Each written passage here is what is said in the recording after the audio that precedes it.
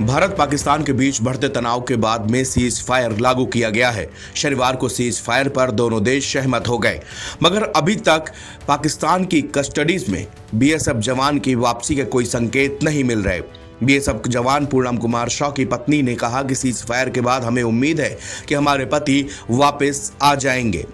रजनी शॉ ने हमारे सहयोगी टाइम्स ऑफ इंडिया से बातचीत करते हुए कहा कि सरकार को पाकिस्तान के साथ बातचीत के दौरान तुरंत उनकी रिहाई और भारत वापस भेजने पर चर्चा करनी चाहिए।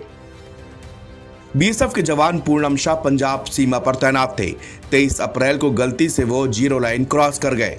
पाकिस्तानी रेंजर्स ने उन्हें तुरंत हिरासत में ले लिया। इसके बाद से जवान पाकिस्तान की हिरासत में हैं। बीएसएफ जवान की रिहाई के लिए दोनों देशों के बीच में फ्लैग मीटिंग बुलाई गई थी ताकि जवान की सकुशल रिहाई कराई जा सके, लेकिन ये कोशिश भी बेकार रही। पाकिस्तान में बैठे आतंकियों के खिलाफ भारत के ऑपरेशन सिंदूर के कुछ दिन पहले से पाकिस्तान से बिल्कुल बातचीत बंद हो गई। भारत पाकिस्तान से तनाव के बीच अब बीएसएफ जवान के घर वालों को उनकी फिक्र हो रही है। बीएसएफ जवान की पत्नी ने कहा कि पूनम को 18 दिनों से पाकिस्तान में रखा गया है। हालांकि शुरू में हमें बताया गया था कि वो ठीक है, लेकिन इस सप्ताह हमें कोई रिपोर्ट नहीं मिली। हमें उनकी चिंता हो रही है क्योंकि दोनों देशों के बीच में युद्ध जैसे हालात बन गए थे।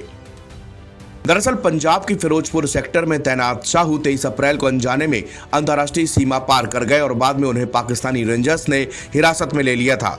रजनी ने एक लोकल न्यूज से बातचीत करते हुए कहा कि मैंने ममता बनर्जी से भी संक्षिप्त मुलाकात की बात की है। वो मुख्यमंत्री भी हैं और एक प्रभावशाली नेता हैं, इसलिए उनके हस्तक्षेप से मामला तेजी से सुलझ सकता है। उन्होंने कहा कि भारत और पाकिस्तान के बीच जमीन, हवा और समुद्र पर सभी तरह की गोलीबारी और सैन्य कार्रवाई रोकने के लिए बनी सहमति के बाद बीएसएफ अधिकारियों से बात की थी, लेकिन उन्हें कोई ठोस जानकारी नहीं मिली। रजनी ने कहा कि बीएसएफ अधिकारियों ने मुझे आश्वासन दिया, लेकिन उनके जवाब में कुछ भी नया नहीं है। बीएसएफ जवान की पत्नी ने कहा कि उन्हें उम्मीद है कि उनके पति को एक पाकिस्तानी रेंजर के साथ संभावित अदला बदली के जरिए वापस लाया जा सकता है, जिसे 3 मई को राजस्थान में भारतीय बलों ने पकड़ा था। तृणमूल कांग्रेस के वरिष्ठ नेता और सांसद कल्याण बनर्जी ने कहा कि उन्होंने शनिवार शाम को बीएसएफ के महानिदेशक से बात की थी। राज्य सरकार ने कल्याण बनर्जी को मामले पर आगे के कदम उठाने के लिए कहा है। बनर्जी ने कहा कि मैंने कल शाम डीजी को फोन करके यह सुनिश्चित किया है कि मामले को अब गंभीरता से लिया जाए। स्थिति सुधर रही है और उनकी रिहाई के लिए दबाव बनाने का यह सही समय है। पूनम साव का परिवार पश्चिम बंगाल के हुगली जिले के रिसड़ा गांव में रहने वाला है। एनबीटी ऑनलाइन की रिपोर्ट।